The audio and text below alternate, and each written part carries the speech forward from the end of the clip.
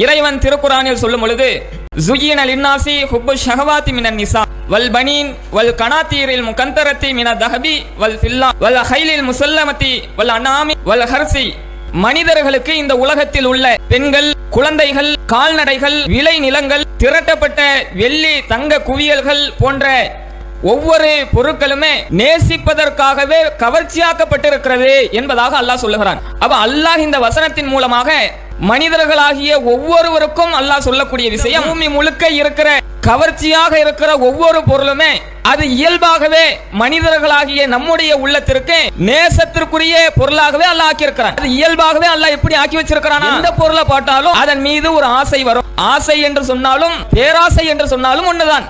நான் ஒரு பைக் வாங்க ஆசைப்படுகிறேன் என்றால் அது ஆசை என்றாலும் பேராசை என்றாலும் ஒன்றுதான். அப்ப நம்ம உள்ளத்திலிருந்து என்னவாக அது வெளிப்படுகிறதோ எல்லாமே அதற்கு எப்படி வேணாலும் பேர் வச்சுக்கலாம். நாம இந்த பூமியின் மீது வாழக்கூடிய நேரத்தில் நம்முடைய கண்களுக்கென்று பார்க்கிற ஒவ்வொரு பொருளுமே அது கவர்ச்சியாகத்தான் நல்லா ஆக்கியிருக்கிறான்.